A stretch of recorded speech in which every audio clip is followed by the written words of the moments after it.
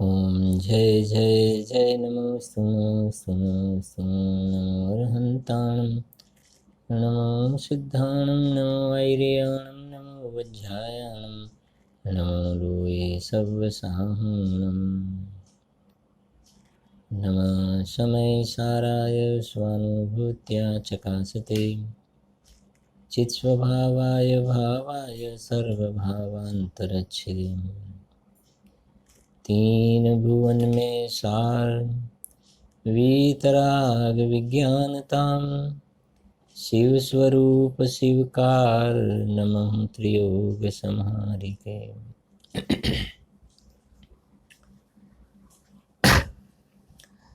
अध्यात्म प्रेमी आत्मज्ञानी पंडित श्री दौलतराम जी द्वारा रचित 6 ढाળા ગ્રંથમાં 5મી ઢાળમાં 12 ભાવના એમાં બોધિ દુર્લભ ભાવના પાઠ કરીશું આપણે।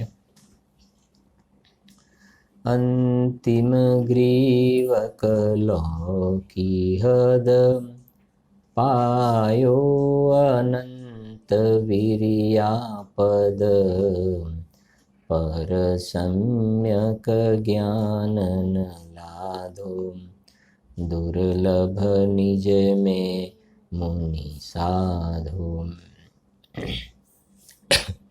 એમાં આપણે મંગતરાયજીની 12 ભાવનાનો પણ પાઠ કરીએ છીએ। મંગતરાયજીની 12 ભાવના ત્યાર પછી ભૂદરદાસજી દ્વારા રચિત અને પંડિત શ્રી જયચંદજી છાબડાજી દ્વારા રચિત એનો જે બાકી રહે છે એનો પાઠ કરીને આપણે એની પણ ચર્ચા કરીશું।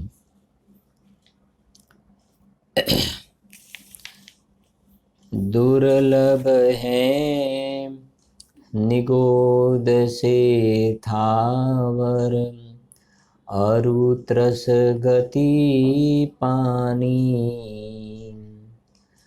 नरकाया को सुरपति तर से सो दुर्लभ प्राणी उत्तम देश सुसंगति दुर्लभ श्रावक कुल पाना दुर्लभ सम्यक दुर्लभ संयम पंचम गुण ठाना दुर्लभ रत्न त्रयाराधन दीक्षा का धरना दुर्लभ मुनिवर को व्रत पालन शुद्ध भाव करना दुर्लभ से दुर्लभ है चेतन बोधि ज्ञान पावे पाकर केवल ज्ञान नहीं फिर इस भव में आवे। શું કહે છે અહીંયા મંગતરાયજીની 12 ભાવનાનો થોડો પાઠ કરીને જોઈએ આપણે એને। दुर्लभ है निगोद से थावर अरु त्रस गति पानी વિસ્તારથી આપણે ચર્ચા ઘણી કરેલી પણ છે। પછી કહે છે નર કાયા को सुरपति तरसे દેવોના જે રાજા ઇન્દ્રજી છે એ આ મનુષ્ય પર્યાય માટે પ્રાર્થના કરે છે અને એવું મનુષ્ય ભવ અત્યારે તને મળેલો છે જે દુર્લભ કહેવાય મનુષ્ય ભવ એવો તને ઉપલબ્ધ છે। પછી કહે છે ઉત્તમ દેશ સુસંગતિ દુર્લભ આવા પ્રકારના ઉત્તમ દેશનો યોગ બનવો એમાં સુસંગતિ સાધર્મીઓનો સંગ મળવો અને એમાં શ્રાવક કુળ મળવું આ એક પછી એક બધા ઉત્તરોત્તર દુર્લભ બધા પદ બતાવ્યા છે એવું વિશિષ્ટ પુણ્ય બતાવ્યું છે। હવે વાત આગળ આવે છે દુર્લભ સમ્યક સમ્યક દર્શન આટલે સુધી તો તું આવ્યો હવે કહે છે કે સમ્યક દર્શનની પ્રાપ્તિ એનાથી પણ વધારે દુર્લભ છે। આટલી સુધી જે જોયું ને આપણે વચ્ચે વાત કરી હતી આ છેલ્લે ઉત્તમ દેશ સુસંગતિ દુર્લભ શ્રાવક કુલપાના આટલે સુધી તો પૂર્વના પુણ્યનો રોલ છે આવા પ્રકારનો જે સબ અવસર આ ચૂકા હૈ, તો આટલે સુધી જે દુર્લભતા જે છે તો પૂર્વના પુણ્યનું ફળ છે. કેમ કે જગતમાં કેટલાય એવા જીવો છે કે એમને આવા પ્રકારના વિશિષ્ટ પ્રકારના પુણ્યનું ફળ જોવામાં આવતું નથી. અને આજે તને એ ઉપલબ્ધ છે તો આ જે દુર્લભ કહેવાય એ તારા માટે સુલભ થયું. અને આટલે સુધી પૂર્વના પુણ્યનો રોલ છે, પુણ્યનું ફળ છે. હવે જે વાત આવે છે પુણ્યનો નહીં પણ પુરુષાર્થનું ફળ આવે છે. બરાબર? જે આપણે બોલીએ છીએ, અબ ભાગ્ય મેરો ઉદય આયો, દરસ પ્રભુજી કો લખ લયો. તો અબ ભાગ્ય મેરો ઉદય, ભાગ્ય મેરો ઉદય આવ્યો એટલે ભાગ્ય એટલે પૂર્વે બાંધેલું પુણ્ય ઉદયમાં આવ્યું કે આવા પ્રકારનો બધો નિયોગ મને બન્યો છે. હવેની વાત જે છે દુર્લભતામાં પુરુષાર્થની વાત આવે છે, પુરુષાર્થની. એટલે લખી જુઓ, દુર્લભ સમ્યક, સમ્યક દર્શનની પ્રાપ્તિ એનાથી પણ દુર્લભ છે. દુર્લભ સંયમ પંચમ ગુણ ઠાના, પંચમ ગુણસ્થાનને યોગ્ય સંયમની પ્રાપ્તિ જે દેશ સંયમ કહેવાય, સમ્યક દર્શન ચોથું ગુણસ્થાન, એનાથી વધારે દુર્લભ જે છે પંચમ ગુણસ્થાન જ્યાં દેશ સંયમ જોવામાં આવે છે. એનાથી પણ આગળ કરતા કહે છે દુર્લભ રત્નત્રય આરાધન દીક્ષા કા ધરના, દુર્લભ મુનિવર કો વ્રત પાલન. માને એના કરતાં પણ આગળ નિર્ગ્રંથ મુનિ દીક્ષા, સમ્યક દર્શન જ્ઞાન ચારિત્રના વિશેષ મોક્ષ માર્ગમાં આગળ વધવાવાળી સ્થિતિ જે છે એ દુર્લભ છે. દુર્લભ મુનિવર કો વ્રત પાલન, પેલામાં પંચમ ગુણસ્થાન હતું, એના કરતાં આગળની સ્થિતિ વધારે દુર્લભ છે. આ બધામાં દુર્લભતામાં પુરુષાર્થ આવે છે. આ પુરુષાર્થ, આના કરતાં વધારે પુરુષાર્થ, આના કરતાં વધારે પુરુષાર્થ, ચોથા કરતાં પાંચમામાં, પાંચમા કરતાં મુનિદશાની યોગ્ય ઘણો પુરુષાર્થ. વ્રત પાલન, શુદ્ધ ભાવ કરના, दुर्लभ से दुर्लभ है चेतन बोधि ज्ञान पावे. એન દુર્લભ એના કરતાં પણ વધારેમાં વધારે દુર્લભ જે છે એ પર્યાયની અંદર 13મું ગુણસ્થાન પ્રગટ થાય, અરહંત દશા પ્રગટ થાય, અનંત ચતુષ્ટય પ્રગટ થાય, એ વધારેમાં વધારે દુર્લભ છે. અને એ અનંત ચતુષ્ટય પ્રાપ્ત થયા એટલે લખે છે પાકર કેવલ જ્ઞાન નહીં ફિર ઇસ ભવ મેં આવે. બસ એ બોધિ જ્ઞાનની પ્રાપ્તિ થઈ ગઈ, કેવલ જ્ઞાન પ્રાપ્ત થયું. બોધિ દુર્લભ છે ને, એ કેવલ જ્ઞાન પ્રાપ્ત થઈ ગયું એટલે અનંત ચતુષ્ટય પ્રગટ થઈ ગયા. આ ભેદથી આ એક તો કેવલ જ્ઞાનની મુખ્યતાથી વાત કરી, પણ આ જે જીવની પર્યાયમાં આ દશા પ્રગટ થાય છે અરહંત દશા, એને પછીથી ફરીથી સંસારમાં જન્મ મરણ કરવા પડતા નથી. એટલે આવા પ્રકારથી આપણે જોઈ શકીએ છીએ નિગોદમાંથી જીવની બતાવી નીકળવાની વાત. दुर्लभ है निगोद से थावर, નિગોદથી વાત ઉઠાવી અને એક પછી એક બધા દુર્લભતાનો ક્રમ બતાવી અને છેલ્લે જે આ અરહંત દશા અને સિદ્ધ દશાની પ્રાપ્તિ થઈ ગઈ, બસ એ સર્વોત્કૃષ્ટ કાર્ય થઈ ગયું, કૃતકૃત્ય દશાને પ્રાપ્ત થયો. હવે એને ફરીથી સંસારની અંદર જન્મ મરણ કરવા પડતા નથી. જે આપણે બોલીએ છીએ ને, આવે અમર કબ સુખદ દિન જબ દુઃખદ ભવ સાગર તરુણ, છે કે નહીં? આવે અમર કબ સુખદ દિન. આ અમર બીજી રીતે અર્થ કરીએ તો આ મર મર મર મર કરવું પડે છે ને, જન્મ્યા પાછા મર્યા, પાછા મર્યા પાછા, પણ એ ભાવના ભાવી છે. આવે અમર કબ સુખદ દિન, એવો સુખદ દિવસ ક્યારે આવે કે હવે મારે મરવું ન પડે. જબ દુઃખદ ભવ સાગર તરું. આ મંગતરાયજીની બોધિ દુર્લભ ભાવનાનો આપણે થોડો ભાવ સમજ્યા. હવે જે આપણે ચર્ચા કરવા જઈ રહ્યા છીએ એ ભૂધરદાસજીની વાત અને પંડિત શ્રી જયચંદજી છાબડા બંનેની વાત થોડી સમજવી છે, જરા સમજજો. બંને સાથે પહેલાં એક પછી એક બોલીએ છીએ આપણે. બંનેની અંદર કહેવાય ને વિરુદ્ધ વાત તમને જોવા મળશે, પણ સમન્વય કેવી રીતે કરવો એ આપણે સમજીએ છીએ. જો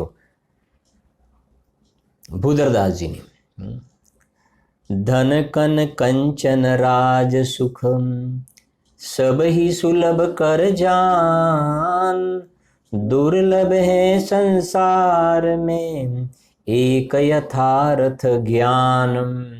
કેટલી સરસ વાત લખી છે. પહેલું શું લખી સાંભળજો. ધન કન કંચન રાજ સુખ સબહી સુલભ કર જાન. એ સુલભ છે. આ પૈસા મળવા, રાજાના પદ મળવા, દેવના પદ મળવા, કરોડોપતિ અબજોપતિ એવા પ્રકારના ધનના ઢગલા થઈ જવા, એ બધું તો સુલભ છે.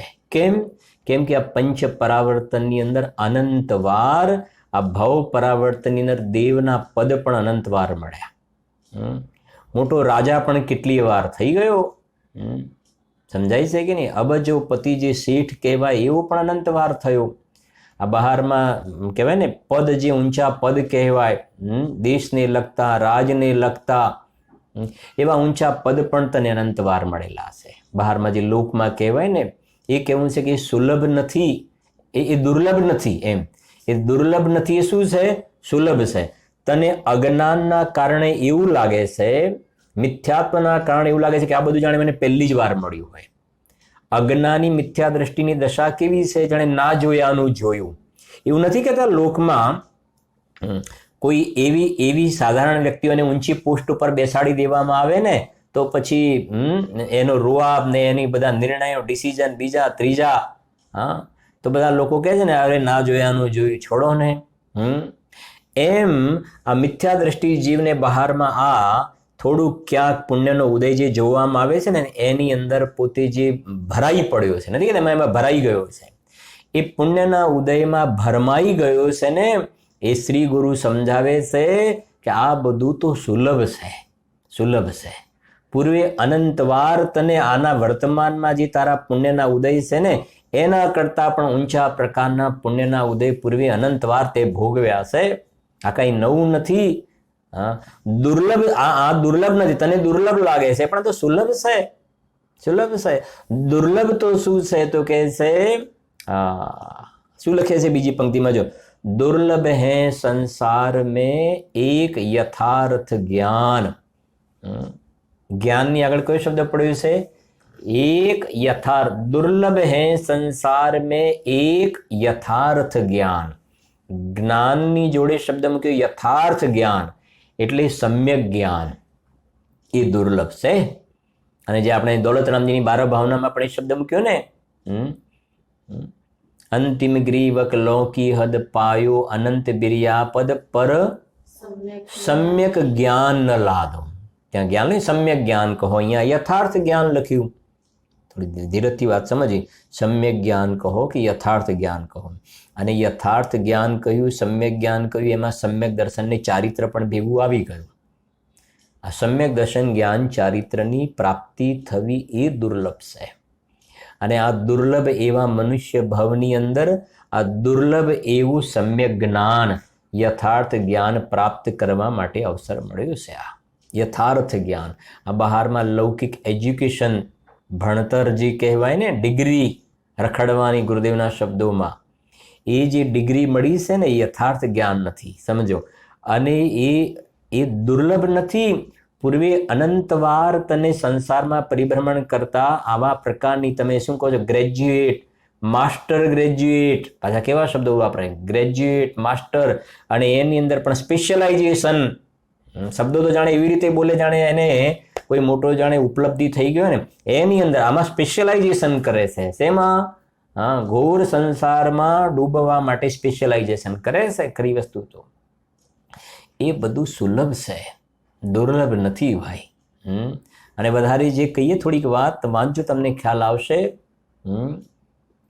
જેમ થોડી ધીરજથી સમજ, જેમ બહારમાં આ બધી સામગ્રી જે જોવામાં આવે છે, ધન કન કંચન રાજ સુખ જે જોવામાં આવે, એ પૂર્વના પુણ્યનું ફળ છે.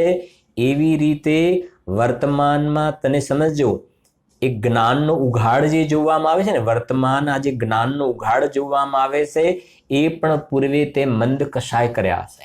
ટોડરમલજી લખ્યું મોક્ષમાર્ગ પ્રકાશકમાં, કોઈ મંદ કષાય આદિનું કારણ પામીને જ્ઞાનાવરણનો ક્ષયોપશમ થયો. સમજાય છે કે નહીં? મંદ કષાયનું કારણ પામી, ખ્યાલ આવે છે ન્યાય. મંદ કષાય કરી તો મંદ કસાય કરીને જુઓ, સમજો, બહારમાં મકાન, ધન, શરીર સારું મળવું, ઘરમાં બધા અનુકૂળ, બધા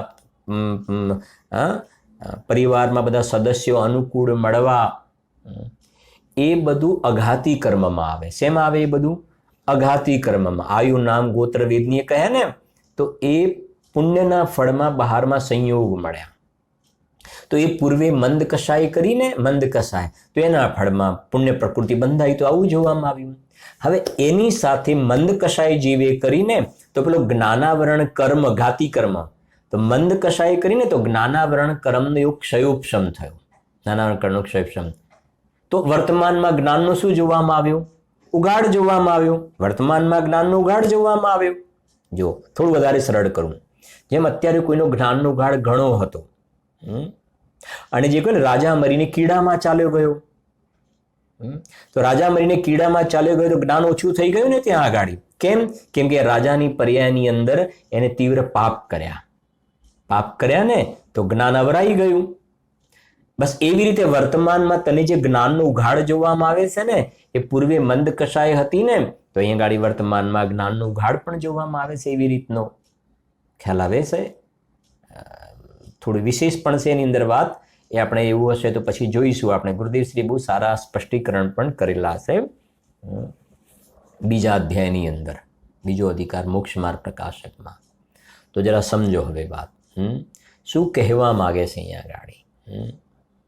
ધન કન કંચન રાજ સુખ સબહી સુલભ કર જાન, दुर्लभ है संसार में एक યથાર્થ જ્ઞાન. આ આત્માનું સ્વસંવેદન જ્ઞાન થવું એ દુર્લભ છે, એ દુર્લભ છે. શુદ્ધાત્માની ઉપલબ્ધિ થવીને એ દુર્લભ છે. અને એટલા માટે ભગવાન શ્રી કુંદકુંદાચાર્ય દેવે સમયસાર ગ્રંથરાજમાં 4th અને 5મી ગાથાની અંદર જે વાત કરી કે જગતના જીવોને કામ ભોગ બંધનની કથા તો સુલભ છે, પણ એકત્વ વિભક્ત ભગવાન આત્માની ચર્ચા એને દુર્લભ છે, એની પ્રાપ્તિ દુર્લભ છે. એટલા માટે અમે આ ગ્રંથરાજની અંદર આ ભગવાન આત્માની શુદ્ધાત્માની ચર્ચા કરવા જઈ રહ્યા છીએ કે જે ભગવાન આત્માના જ્ઞાનનું નામ યથાર્થ જ્ઞાન કહેવાય, જે શુદ્ધાત્માના જ્ઞાનનું નામ સમ્યક જ્ઞાન કહેવાય છે. અને આપણને ઉપરની પંક્તિ પણ બોલ્યા હતા, જો તમને ખ્યાલ હોય તો, બોધિ દુર્લભ પહેલા જે હતી ને લોક ભાવના, સાંભળજો, લોક ભાવના યાદ કરાવું તમને. 14 રાજ ઉતંગ નભ લોક પુરુષ સંઠાન, તામે જીવ અનાદિતે ભરમત હે બિન જ્ઞાન. ભરમત હે બિન જ્ઞાન, એ વખતે આપણે ચર્ચા કરી બિન જ્ઞાન, ખાલી જ્ઞાન જ શબ્દ લખ્યો છે ત્યાં, તો બિન જ્ઞાન, ખાલી જ્ઞાન લખ્યું છે. તો જ્ઞાન નથી બધા જીવોમાં, જ્ઞાન તો છે, પણ ત્યાં જ્ઞાનનો અર્થ સમ્યક જ્ઞાન. બિન જ્ઞાન એટલે સમ્યક જ્ઞાન. ખરી વાત તો એ છે સમ્યક જ્ઞાનની જ જ્ઞાન કહેવાય, આત્માના જ્ઞાનની જ જ્ઞાન કહેવાય. બાકી બધું તો અજ્ઞાન કહેવાય. બાકી બધું શું કહેવાય? अज्ञान. आत्मज्ञान ही ज्ञान है, शेष सभी अज्ञान. એ જ્ઞાન જ નથી. એ જાય છે એટલે એ વાત મૂકી એમ નહીં ગાડી. તામે જીવ અનાદિતે ભરમત હે બિન જ્ઞાન. પછી આ બોધિ દુર્લભમાં લખ્યું ધન કન કંચન રાજ સુખ સબહી સુલભ કર જાન. આપણે કહ્યું હતું પણ નિગોદમાંથી જીવ નીકળે છે અને સીધો મનુષ્યનો અવતાર થાય. નિગોદમાંથી નીકળ્યો મનુષ્ય પર્યાય અને બહારમાં ઉત્તમ પ્રકારના સંયોગની પ્રાપ્તિ થઈ. તો બોલો એ તો સુલભ છે, એ સુલભ છે, એ દુર્લભ નથી. દુર્લભ તો આત્માના આશ્રય ચૈતન્યના વૈભવની પ્રાપ્તિ થવી, રત્નત્રયના વૈભવની પ્રાપ્તિ થવી, એ દુર્લભ છે. અને એમાં સ્વભાવ સન્મુક્તાનો પુરુષાર્થ જોઈએ. આપણે શિબિરની અંદર ભણ્યા પણ ખરા કે શુભોપયોગના ફળમાં તો બહારમાં પુણ્યની સામગ્રી મળે છે, શુદ્ધાત્માની પ્રાપ્તિ થતી નથી. શુદ્ધોપયોગના ફળની અંદર શુદ્ધોપયોગના ફળમાં આ નિર્વાણ સુખની અંદરમાં આત્મવૈભવની પ્રાપ્તિ જે છે તો શુદ્ધોપયોગના ફળમાં થાય છે, અને આ જીવ શુભોપયોગમાં રોકાયેલો છે અને શુભોપયોગના ફળમાં સામગ્રી મળે છે. એ કોઈ મોટી વસ્તુ નથી. હવે આગળ સમજો. પંડિત શ્રી જયચંદજી છાબડાજી બરાબર શાંતિથી સમજો. અને આપણે હંમેશા યાદ કરીએ છીએ કે અધ્યાત્મની સ્ટાઇલ હોય છે એમની. પાઠ કરીએ છીએ આપણે ફરીથી સાંભળજો. બોધિ આપકા ભાવ હૈ. શું ક્યાંથી વાત ઉઠાવી? બોધિ. હવે પેલામાં લખ્યું બોધિ દુર્લભ લખ્યું, બોધિ દુર્લભ લખ્યું, અને અહીંયા પંડિતજી સાહેબને કહ્યું છે બોધિ આપકા ભાવ હૈ. આ બોધિ જે છે તો પોતાનો ભાવ છે. નિશ્ચય દુર્લભ નાહી. શું કહેવું છે એમને? ખરેખર રિયલમાં જોવામાં આવે, રિયલમાં વાસ્તવમાં જોવામાં આવે તો આ સમ્યક દર્શન જ્ઞાન ચારિત્ર્યની પ્રાપ્તિ દુર્લભ છે જ નહીં. આત્માની પર્યાયમાં પ્રાપ્તિ કરવી, શુદ્ધાત્માની ઉપલબ્ધિ કરવી એ દુર્લભ છે જ નહીં. ન્યાય શું આપ્યો એમને? સમજજો.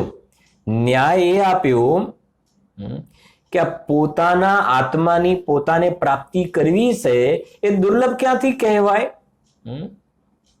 ભવ में प्राप्ति कठिन है यह व्यवहार कहाई. શું કહે છે? આ શુદ્ધાત્માનો અનુભવ થવો દુર્લભ જે છે ને એ તો વ્યવહારથી કહ્યું છે. ફરીથી રત્નત્રયની પર્યાયમાં પ્રાપ્તિ થવી દુર્લભ છે એ તો એ સંસારમાં વ્યવહારથી કહ્યું છે.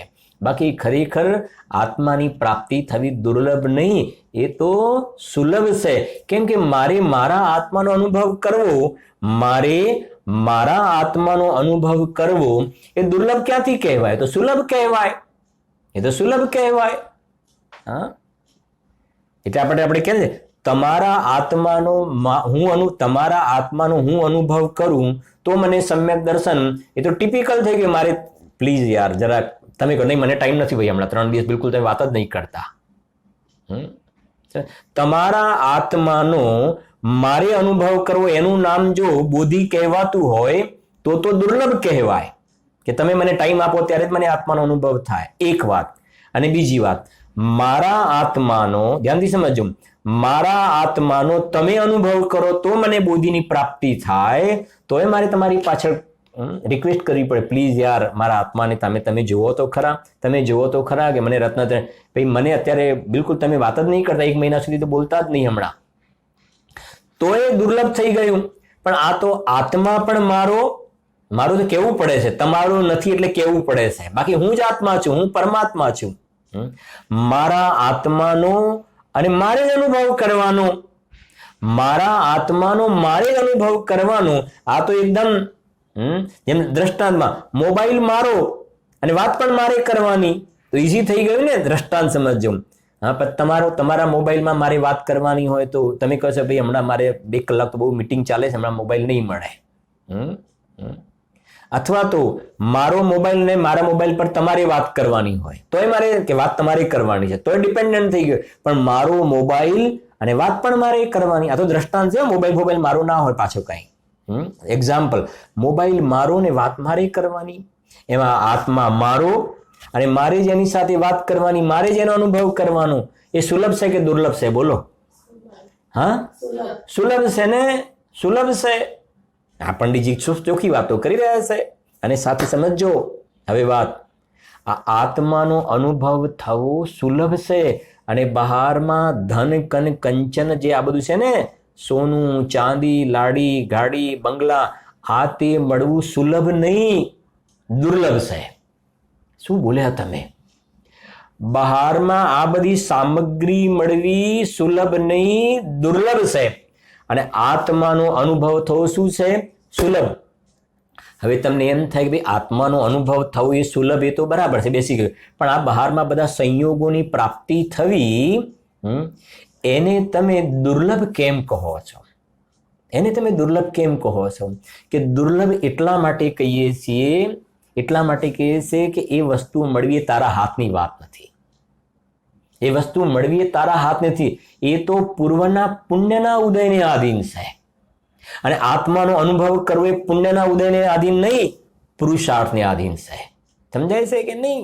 અને વર્તમાનમાં આપણે કરંટ જોઈ જ રહ્યા છીએ, સ્થિતિ જોઈ રહ્યા છે ને.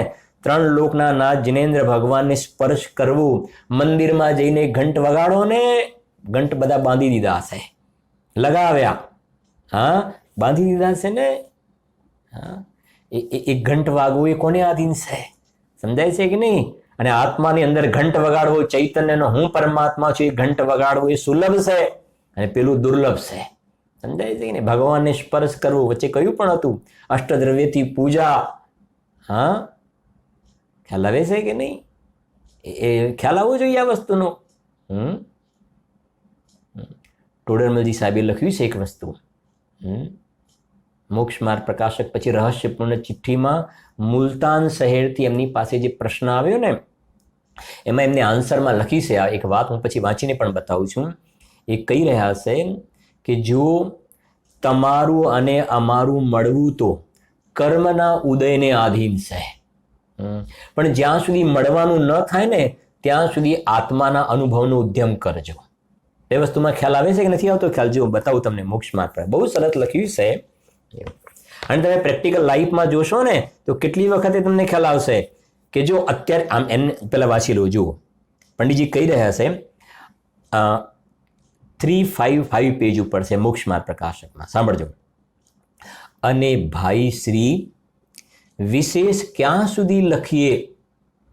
જે વાત જાણવામાં આવે તે લખવામાં આવી શકે નહીં.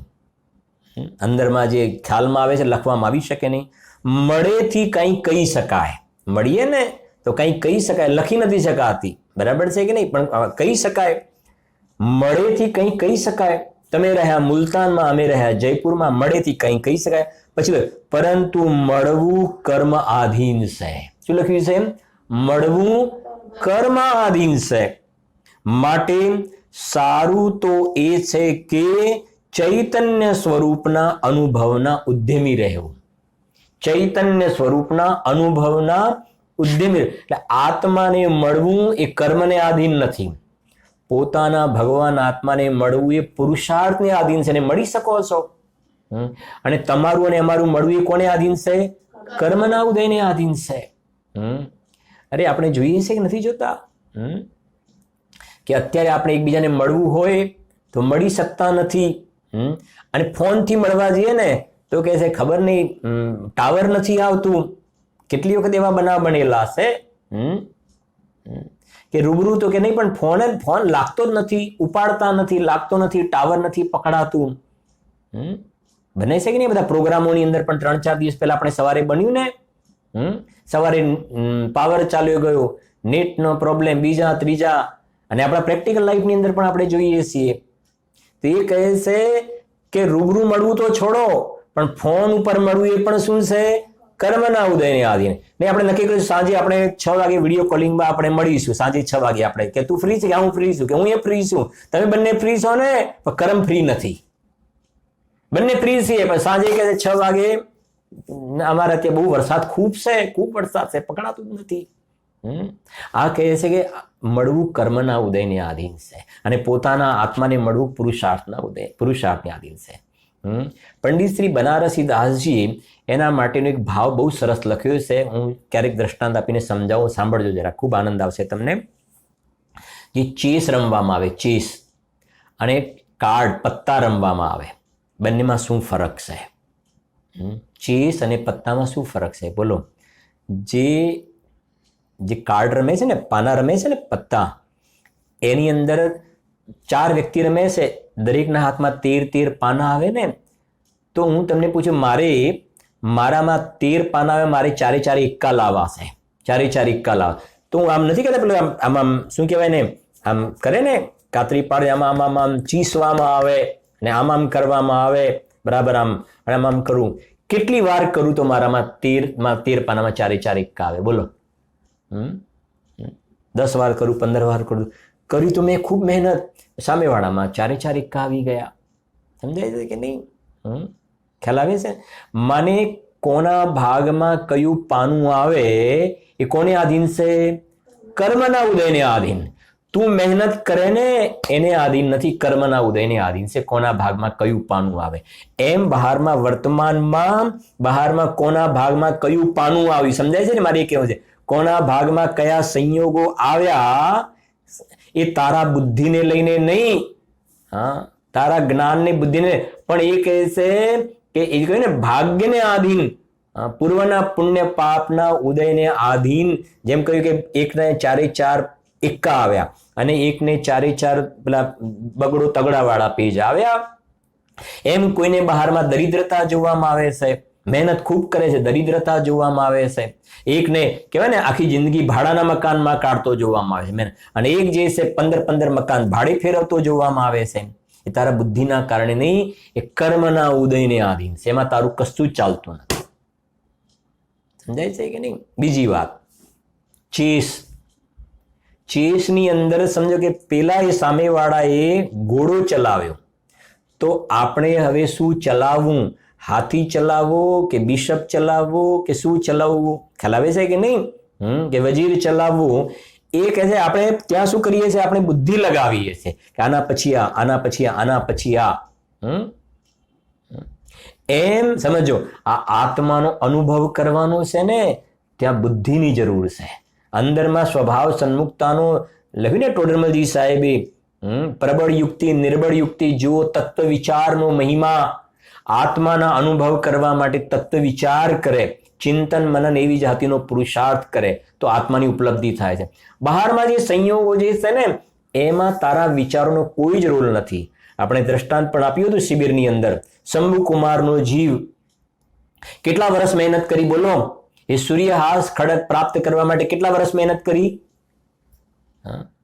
12 વર્ષ સુધી મહેનત કરી, તપશ્ચર્યા કરી. એ ખડકને પ્રાપ્ત કરવા 12 વર્ષ સુધી મહેનત કરી. આવી કોના હાથમાં? લક્ષ્મણના હાથમાં. લક્ષ્મણે તો કોઈ જ મહેનત નહોતી કરી. જેને આપણે ગુજરાતી ભાષામાં બગાસું ખાતા પતાસું મળ્યું. બગાસું ખાતા પતાસું મળી ગયું. એ તો ખાલી એને આંસુ આવે છે, આમ કરીને જોયું, અરે લક્ષ્મણના હાથમાં તલવાર આવી ગઈ, એ સૂર્યહાસ ખડક આવી ગયું.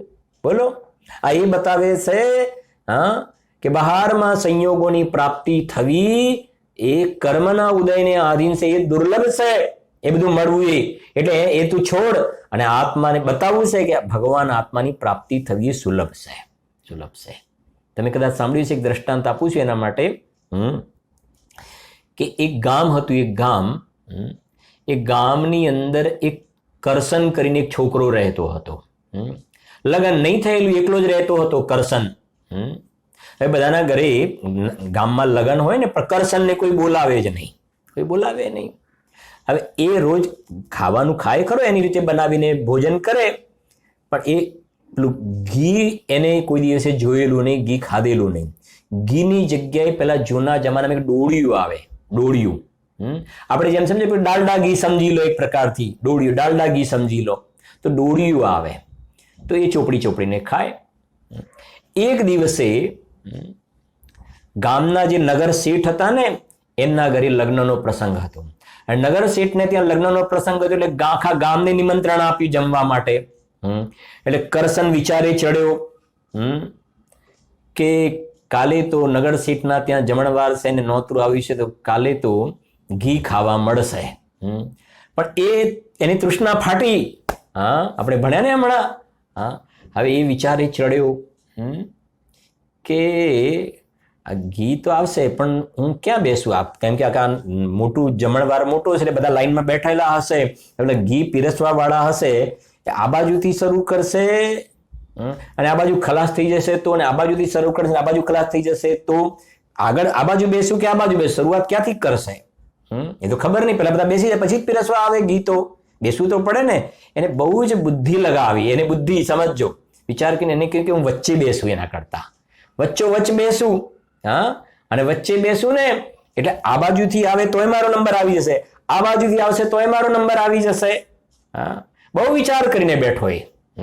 હવે થયું શું, લાઈન ખૂબ લાંબી હતી, લાઈન ઘણી લાંબી હતી ને, એટલે જે મેનેજમેન્ટ કરવા વાળા એક્સપર્ટ હતા ને એમને એમ કહ્યું કે લાઈન ખૂબ લાંબી છે એટલે કામ કરો, આ બાજુથી પણ એક જણ ઘી પીરસવાનું ચાલુ કરે, આ બાજુથી પણ ચાલુ કરે, બંને બાજુથી ચાલુ કરી દો ઘી પીરસવાનું, કેમ કે નહીં પહોંચી વળાય. હા, બંને બાજુથી ચાલુ કર્યું. કરશન આમ જોવે ને આમ જોવે, ઘડીકમાં આમ જોવે ને આમ જોવે, સમજાય છે. અને યોગાનુયોગ એવું થયું કે કરશનનો જયારે નંબર આવ્યો ને આ બાજુ પર છેલ્લું ઘી ખાલી, આ બાજુ પણ ઘી ખાલી થઈ ગયું, કરશન એકલો જ રહ્યો. હા, તો કહ્યું કે ભાઈ ઘી નથી, તો એક કામ ખલાસ થઈ ગયું કે હા કે કામ કરો કે ના પેલું ડોળિયું લાવો, ડાલડા ઘી ડોળિયું લાવો.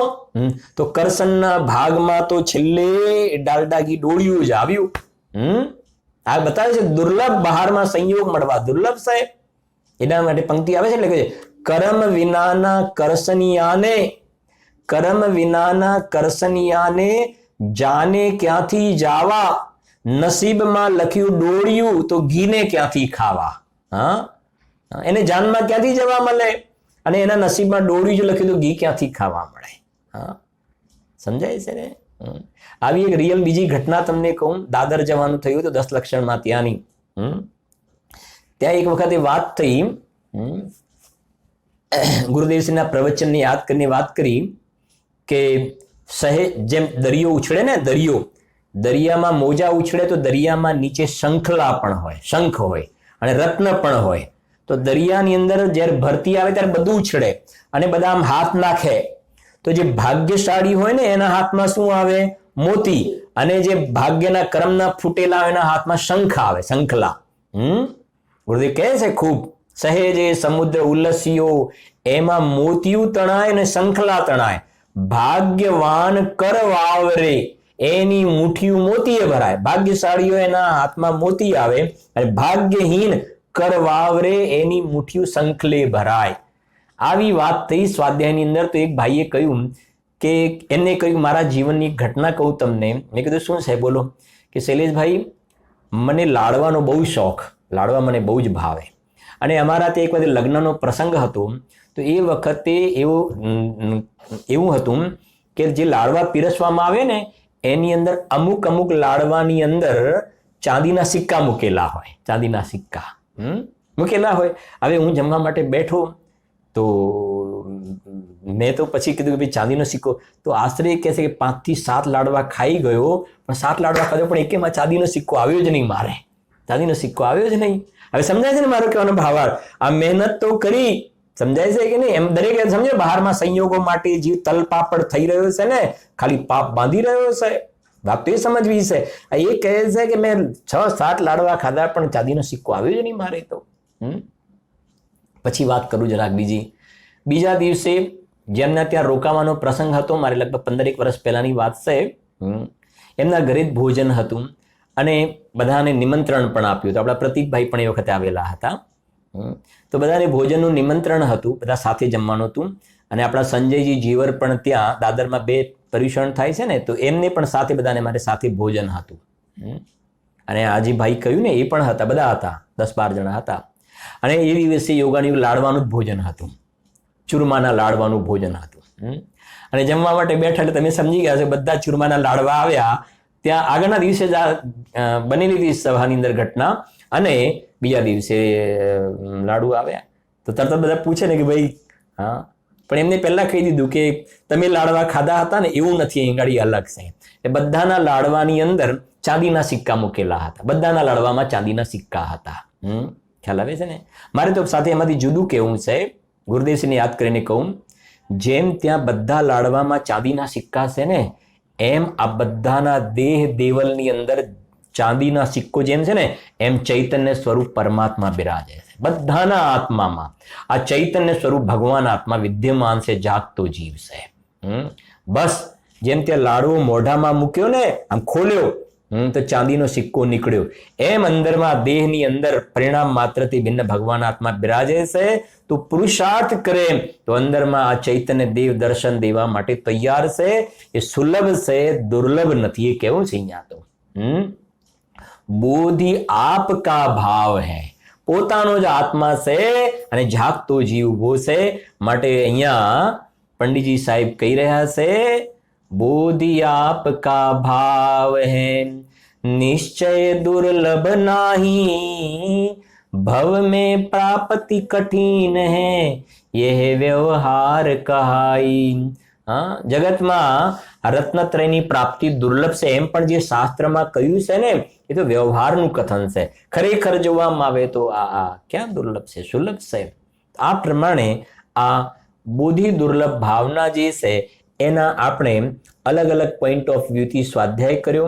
એક પ્રશ્ન વચ્ચે હમણાં આવ્યો હતો કે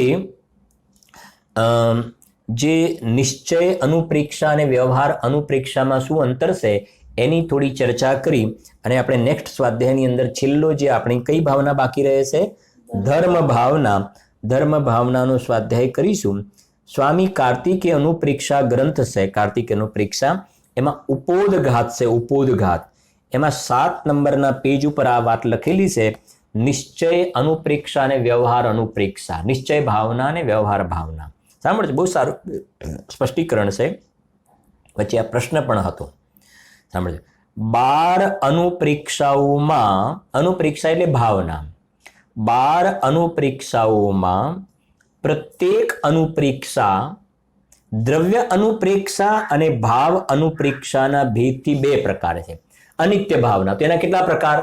2. કઈ? દ્રવ્ય અને ભાવ. અશરણ ભાવના તો કેટલા પ્રકારની? 2. દ્રવ્ય અને ભાવ. હવે સાંભળજો,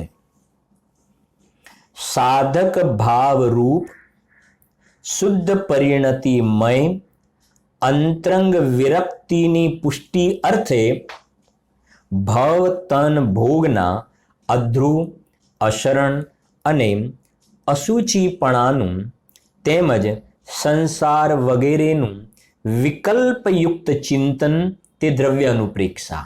સમજી ગયા ને? આ 12 ભાવનાના જે વિકલ્પ ચાલે ને, વિકલ્પ, શુભ વિકલ્પ, એ શું છે? દ્રવ્ય અનુપ્રેક્ષા. દ્રવ્ય અનુપ્રેક્ષા અને વિકલ્પયુક્ત ચિંતન સાથે જ્ઞાનીને અંતરમાં જ્ઞાનાનંદ સ્વભાવી આત્માના અવલંબને વર્તતી જે વિકલ્પાતીત વિતરાગ શુદ્ધ પરિણતિ તે ભાવ અનુપ્રેક્ષા છે. સમજી ગયા ને? આત્માના આશ્રય જ્ઞાની જીવને જેટલી વિતરાગ પરિણતિ છે એ ભાવ અનુપ્રેક્ષા અને જેટલો વિકલ્પ છે એ દ્રવ્ય અનુપ્રેક્ષા. હવે આપણે સમજીએ, ચોથા વાળાને પેલી 2 ધારા, જ્ઞાન ધારા ને કર્મ ધારા, એટલે બીજા રીતે કહે ને નિર્વિકલ્પ ધારા અને વિકલ્પ ધારા. તો ચોથા વાળાને, પછી 5મા વાળાને, પછી મુનિરાજને, તો જેટલી નિર્વિકલ્પ શુદ્ધ પરિણતિ છે ને એ થઈ ગઈ નિશ્ચય અનુપ્રેક્ષા.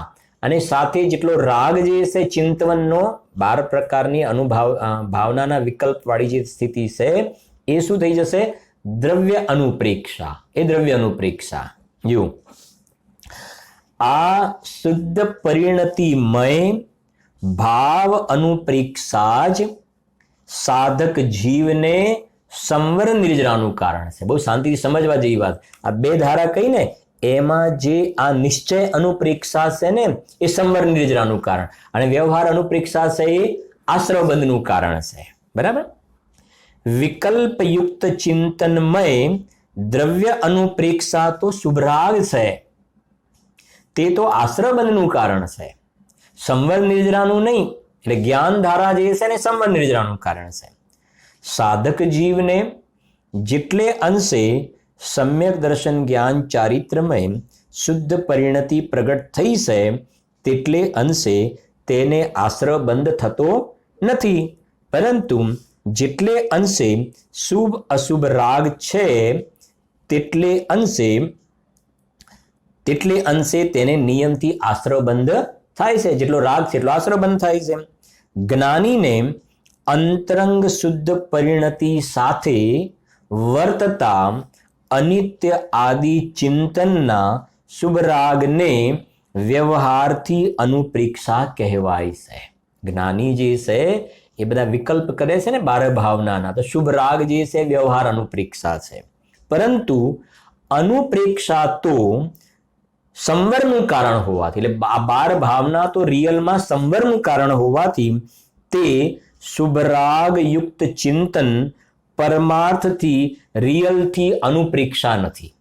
જ્ઞાનીને 12 ભાવનાના વિકલ્પમાં વિચાર કરે છે, ખરેખર અનુપ્રેક્ષા નથી.